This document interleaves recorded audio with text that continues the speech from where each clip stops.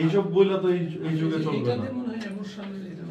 এটা স্টেরিলাইজেশন ব্যতি রেখে উনি এগুলো ব্যবহার করছেন। এখন আর যাই হোক, আপনি ডিএনসি করার মতো দুঃসাহস আপনি করেন। এই যন্ত্রগুলো ব্যবহার করি আমরা, হচ্ছে অটোক্লেভ করে ব্যবহার করি। সো সেই কারণে আজকে আমরা চৌকস যে টিম আছে র্যাবের, ওনাদের সহযোগিতা এবং সিভিল সার্জন মহোদয় যে প্রতিনিধি আছেন ডাক্তার, ওনার সহযোগিতা আমরা এখানে আজকে মোবাইল কোর্ট পরিচালনা করেছি এবং পরিচালনা করে আমরা দেখতে পাচ্ছি যে তিনি অবৈধভাবে এই কার্যক্রম করে আসছেন এবং উনি নিজে স্বীকার করেছেন যে তিনি অনেক দিন যাবত এই কাজটা করতেছেন।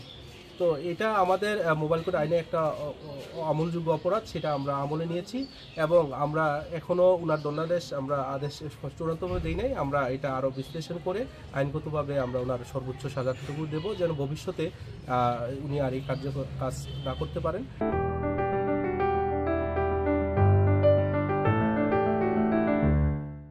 জানেন যে র্যাব 9 সবসময় মানে জনস্বার্থে যে কোনো ধরনের অপারেশন কিন্তু আমরা করে থাকি।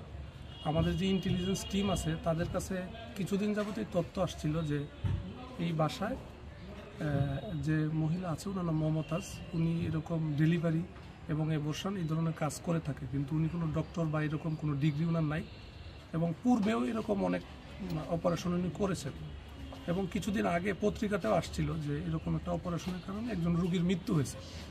তো এই সবগুলো বিষয়কে আমলে নিয়ে আমরা সিদ্ধান্ত নিই যে জেলা প্রশাসন, আমাদের যে ম্যাজিস্ট্রেট মহোদয় আছে ওনাদের এবং ডক্টর মহোদয় আছে, সবাইকে নিয়ে আমরা একটা অপারেশন করব যেন এই ধরনের কাজ এখানে চলতে না পারে। আপনার পরিচয় এবং পদবিটা যেটি মেহরবানি করে। আমার নাম শাহ আলম, আমি অতিরিক্ত police super, company commander, RAB 9 Habiganj. ঠিক আছে ভাই, ধন্যবাদ।